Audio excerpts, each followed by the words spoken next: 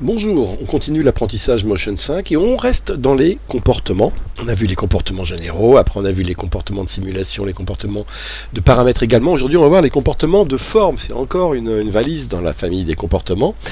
Et regardez si je vais dans ma bibliothèque ici, dans mes comportements, regardez ici, la forme, voilà, il y a tout ça. Et en fait, son nom l'indique, il s'agit d'appliquer des comportements à des formes. Par exemple, vous voyez ici cette étoile à 6 barres. Comme ça, on va aller dans les formes ici. On va lui appliquer quoi par exemple, on va l'agiter. Donc on a envie d'agiter l'étoile. On va dans forme ici et on va l'agiter. regardez déjà ce que ça donne. Regardez, quand je lis comme ça fait quoi? Ça bouge de manière aléatoire. Chacun des points, vous voyez, qu'on voit ici, qui composent cette étoile à six branches. Alors, il y a une quantité qu'on peut régler, évidemment, ce sera peut-être mieux, parce que là, c'est un peu... ouais. Regardez, ici, c'est cubique complètement, et puis là, c'est un peu plus déjà stable, c'est intéressant. Fréquence, ici, c'est la... voilà, ça bouge, ça oscille, ça s'agite. Ici, pas du tout. Ici, très doucement. Si j'augmente la quantité, que ça se voit quand même, vous voyez, ça bouge, mais pas rapidement. Et puis évidemment, là, ça bouge beaucoup plus vite, vous le voyez. Décalage de l'animation, ça c'est une question de phase, ça ne nous intéresse pas là pour le moment. Et le bruit, c'est que, regardez, les mouvements, ils sont soit, on va dire, lissés, soit, si on monte le bruit, ils sont assez bruts, comme ça, désordonnés. Et plus on tire vers le bas, plus ça lisse ces mouvements, de manière à ce que ce soit, voilà, un peu moins agité. Donc voilà un comportement appliqué, ici agité, appliqué à l'étoile à 6 branches. Et on va en essayer un autre. On va essayer osciller sur le cœur ici. Donc je lui applique de la même manière. Hop, on va dire osciller, osciller la forme. Et regardez ce qui se passe. Là c'est assez joli. On peut avoir des choses assez belles comme ça. Alors on va la forme d'onde d'oscillation comme ça, elle est soit sinusoïdale, soit elle peut être carrée. Alors là ça passe d'un état à un autre, paf, c'est carré. Hop, hop, hop. Soit ça peut être en dents de scie. Encore une autre manière dans le temps d'appliquer, ça suit une courbe en dents de scie, donc ça monte et ça descend rapidement, moins qu'un sinusoïde qui est plus régulier, ça, vous voyez la courbe, et ça peut être également en triangle. Voilà. Ça dépend de l'effet que vous recherchez. Moi j'aime bien en triangle dans ce cas précis, à part que l'amplitude est un petit peu méchante. Si on veut faire battre un cœur par exemple, vous voyez, faire l'image d'un cœur qui bat, il faut qu'on augmente la vitesse, vous voyez, et qu'on fasse une toute petite amplitude comme ça. Peut-être un peu plus rapide encore. Voilà, là on est au rythme d'un battement de cœur, et vous voyez qu'on a l'impression d'un cœur qui bat. Phase alternance, regardez ici, tous les points montent et descendent dans le même rythme, dans la même direction. C'est-à-dire que c'est un mouvement homogène, alors que si on est là, regardez, c'est pas homogène.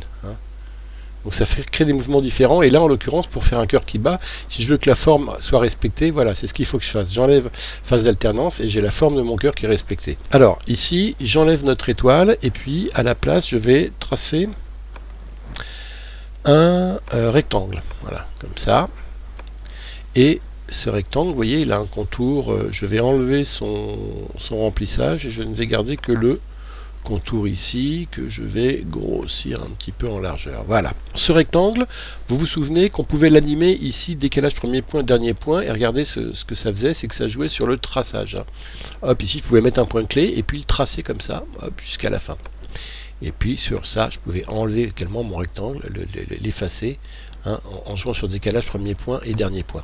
Et bien cette animation-là, elle nous est proposée automatiquement dans les formes. Je sélectionne mon rectangle, et je vais ici, dans mes formes, et je prends écriture activée, et regardez, ça remplace cette animation là, donc c'est beaucoup plus rapide.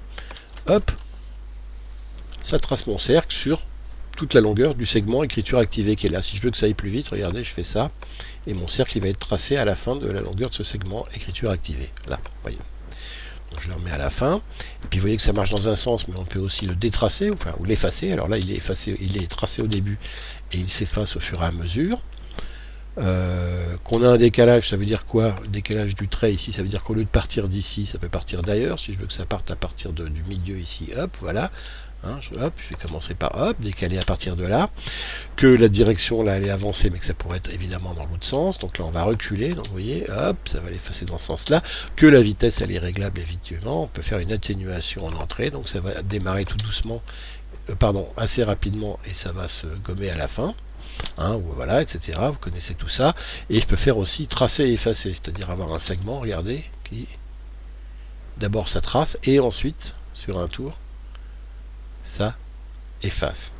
Et la longueur de trait, alors on va jouer sur, je vais me remettre sur tracer par exemple, hein, et la longueur de trait, c'est si je ne veux pas avoir à la fin 100%, regardez, je mets 50, à partir d'un moment, ça va gommer pour qu'il ne reste que 57% à chaque fois de l'ensemble de mon... si je choisis par exemple d'avoir que 90%, voilà, hop, 90, à peu près 91, je n'ai que 91% de ma forme tracée tout le temps. Donc dès que j'arrive vers la fin, vers les 91, ça va reculer un petit peu. Hop, ici, voilà. Si je ne choisis de garder que 10% de ma forme, je vais avoir qu'un tout petit trait, 10%, 10, 21. Hop, je n'ai qu'un tout petit trait de 10%. Donc vous voyez, on peut faire, là on peut simuler un train par exemple, vous voyez, qui suit une forme. Donc on peut faire pas mal de choses aussi avec ce comportement écriture activée. Je vais enlever ce rectangle et maintenant on va regarder un autre style de forme, j'ai enlevé le cœur également, et on va s'intéresser aussi au comportement qu'on peut mettre au trait de pinceau. Alors je vais prendre mon pinceau ici. Vous savez qu'on peut faire un trait de pinceau, par exemple ici c'est un airbrush, donc il va être rouge. Donc je trace ici un trait, regardez comme ça, hop, voilà, et voilà, vous voyez, j'ai un trait comme ça. Et bien ce trait, regardez, je peux aussi lui appliquer des formes, et notamment il y a une forme que je peux lui appliquer, qui est, alors si je veux l'agiter par exemple, regardez, ça agite tous les points qui la composent. C'est assez intéressant, la quantité, parce que là c'est un peu n'importe quoi, mais ce que vous voulez montrer avec ça, c'est que voilà, c'est les points qui bougent là, l'ensemble des points qui composent le trait bouge. Mais appliquer A, si je passe cette fois-ci sur tangente ici, regardez ce que ça va faire, les points ne bougent plus, c'est ce qui est entre les points qui bouge, c'est là, en fait, la tangente au point, à chaque fois, l'angle qui change, l'angle de la courbe à partir du point, c'est ça qu'on appelle la tangente. Et ça peut aussi être les deux, point et tangente. Là, j'ai l'ensemble des choses qui bougent comme ça. Vous voyez, on a un choix supplémentaire avec les points et tangentes. C'est sur les points de contrôle que ça va jouer. Vous vous souvenez de l'écriture activée, hein, on va l'enlever ce basique. On parlait tout à l'heure d'écriture activée. Il faut savoir qu'avec le stylet, il y a un truc qui est carrément prévu au départ, c'est qu'on peut le mettre dès le départ avant de créer la forme. Regardez, j'active ici écriture activée, je coche ce petit écriture activée. Et le prochain trait que je vais faire, hop, ce trait là par exemple, voilà, automatiquement, vous voyez, le comportement écriture activée va lui être mis. Et regardez quand je le lis, hop, l'écriture activée est mis. Vous voyez que en plus ça respecte la vitesse à laquelle je l'ai tracé. Hein. Quand je remets la vitesse activée, vous voyez que ça, on retrouve la vitesse à laquelle j'ai tracé mon trait, comme ça. Oui, alors dernière des choses, ça me le met donc par défaut, hein, le comportement écriture activée, mais cela me le met, regardez, pas sur l'ensemble de la forme, sur le début, hein, pour dire, voilà, ça trace vite au début, et après notre forme, elle est là, à disposition. Tiens, je vais le rallonger un petit peu, l'écriture activée, je vais la faire plus longue, et puis on va lui appliquer un autre comportement qui est propre au trait, cette fois-ci encore, qui est, si je regarde forme, on peut jouer aussi avec le stylet, hein, la pression, la vitesse du stylet. Alors la vitesse du stylet, là, c'est la vitesse à laquelle j'ai fait le tracé.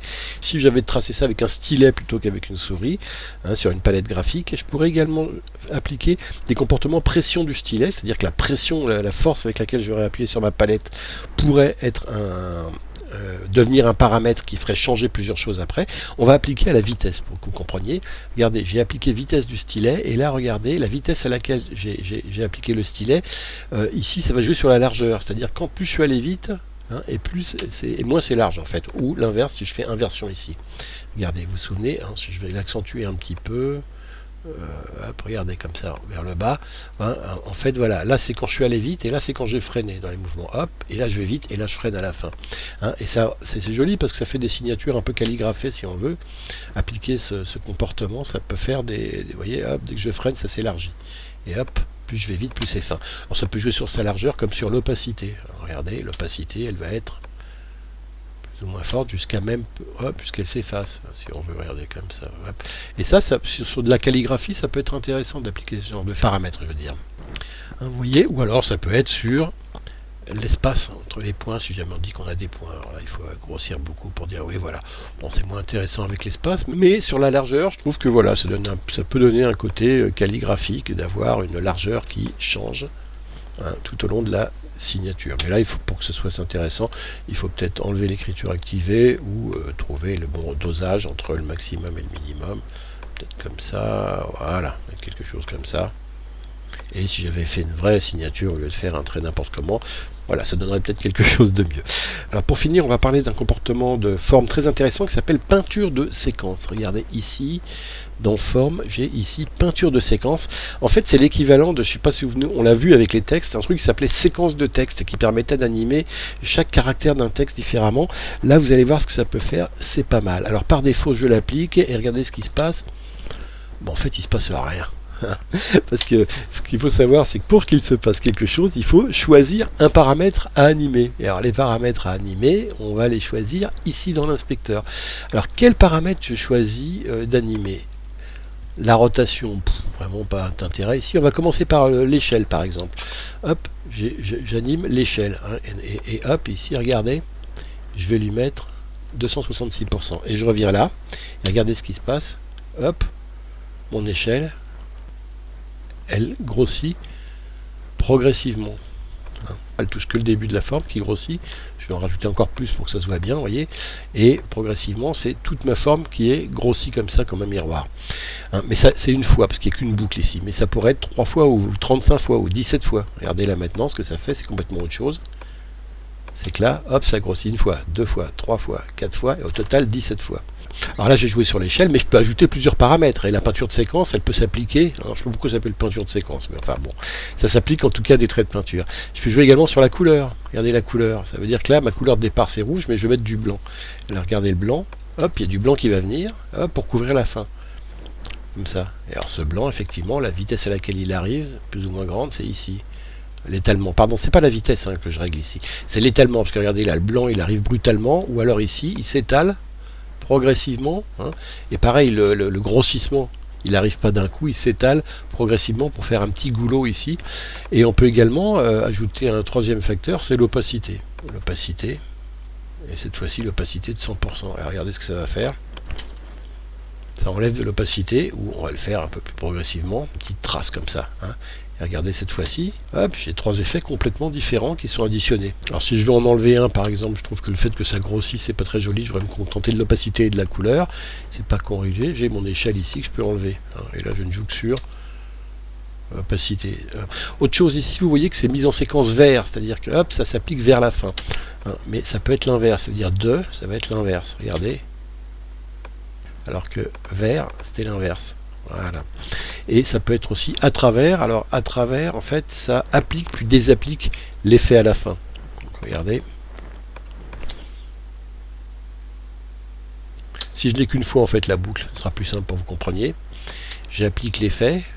Hop. Et je désapplique, c'est-à-dire qu'à la fin, ça revient à la situation de départ.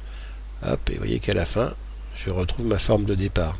Donc voilà ce qu'on peut faire avec la peinture de séquence et de manière plus générale, voilà les comportements de forme, à quoi ça sert, encore une fois, appropriez-les-vous en les essayant tous parce qu'on peut faire des trucs assez marrants. Merci et à bientôt.